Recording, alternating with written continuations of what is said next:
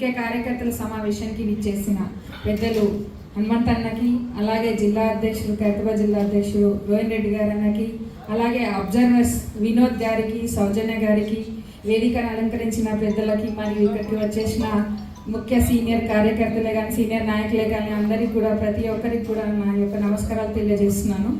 ఈరోజు మనం ఇక్కడ అందరం సమావేశం కావడానికి ముఖ్య ఉద్దేశం ఏమిటంటే, రాబోయే కాలంలో స్థానిక ఎన్నికలలో మనము అధిక మెజార్టీ సీట్లను గెలుచుకునే దిశగా మన కార్యాచరణని ఈరోజు మనం డిసైడ్ చేసుకునే విధంగా ఈ సమావేశానికి పిలవడం జరిగింది.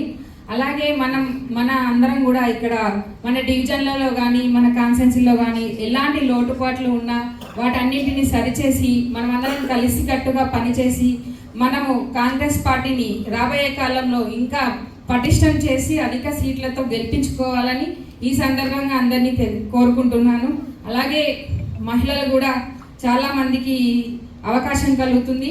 మన రాహుల్ గాంధీ గారు కూడా మహిళలకి పెద్దపీట వేస్తూ వాళ్ళకు కూడా సముచిత న్యాయం చేయాలని, అందరికీ వారికి కూడా మహిళలకి అన్ని స్థానాలలో పోటీ చేసే అధికారాన్ని కూడా ఇవ్వాలని ఆదేశించారు.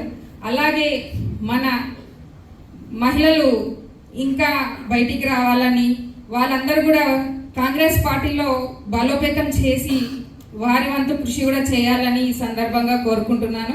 నాకు ఈ అవకాశం ఇచ్చినందుకు ధన్యవాదాలు.